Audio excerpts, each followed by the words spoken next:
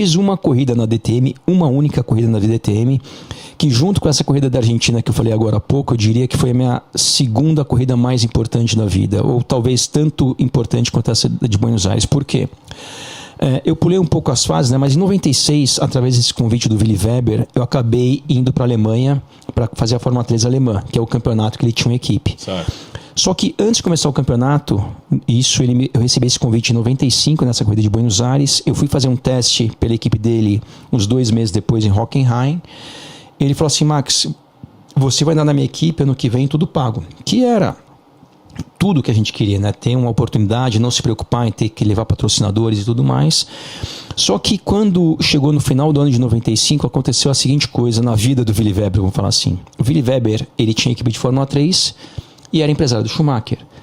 O Schumacher tinha sido campeão de Fórmula 1 em 94, foi bicampeão em 95, e em 96 ele estava para ir para a Ferrari, que acabou indo para a Ferrari, ou seja, o Willy Weber tinha a Fórmula 3 e tinha o Schumacher. Então ele chegou na seguinte conclusão: eu não tenho mais tempo para cuidar de equipe de Fórmula 3. Vou focar só no Schumacher, qualquer um faria isso. Só que com essa decisão dele, o que aconteceu? Só no Schumacher. Só. Ele vendeu a equipe de Fórmula 3 e falou assim: Max, o nosso acordo caiu porque eu não tenho mais equipe. E aconteceu a seguinte coisa: ele falou assim, olha, mas o cara que eu vendi a equipe, eu falei muito bem de você para ele, só que no caso dele é o seguinte: você vai ter que levar algum patrocinador, você vai ter que levar algum dinheiro, porque ele não tem condições de botar você para andar sem levar nada. E aí, graças a Deus, na época, eu tinha a Caixa Econômica, que não continuou, mas eu tive ao longo de 95 também o patrocínio da Petrobras, que me acompanhou boa parte da minha carreira. Sim. Eu tinha outros patrocínios menores aqui no Brasil. Resumindo, juntei tudo que eu tinha, que não era o suficiente, mas assim, estava muito próximo do suficiente, e fui para essa equipe. Quando eu cheguei nessa equipe, infelizmente, o dono dessa equipe que o Willy Weber tinha vendido era um cara picareta, falando português, claro.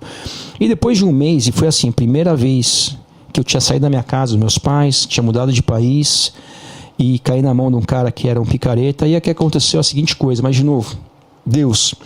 Depois de um mês, a primeira corrida que eu fiz na Alemanha com essa equipe, eu ganhei na Fórmula 3. A primeira corrida foi em Hockenheim, acabei ganhando, mas eu já vi ali que o cara da equipe era um cara que não ia dar certo. E eu andava nessa equipe, por incrível que pareça, eu andava na Fórmula 3 nessa equipe, e tinham 2 brasileiros que andavam na Fórmula Opel, que é a categoria abaixo da Fórmula 3, nessa mesma equipe. E a gente morava junto. Eu, esses 2 brasileiros, e um mecânico que eu tinha levado junto comigo para a Alemanha. Quando esse negócio deu errado, a equipe, a gente viu que o cara era um picareta, os 2 brasileiros voltaram para o Brasil.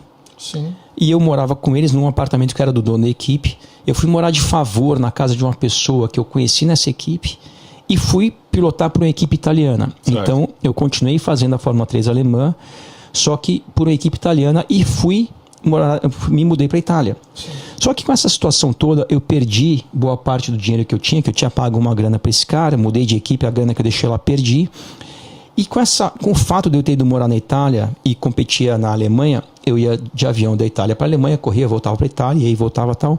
E uma dessas viagens para a Alemanha, eu estava no avião, nunca esqueço, sentava no avião, de repente sinto um cara do meu lado.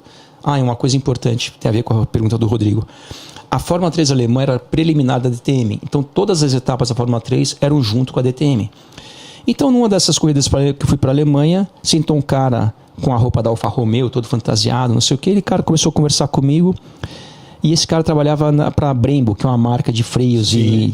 E era isso que sem te interromper, eu queria saber se era exatamente aquela época maravilhosa que era a Audi, a Alfa e o... Não, era a Alfa, a Mercedes e os Calibras. Desculpa, Mercedes.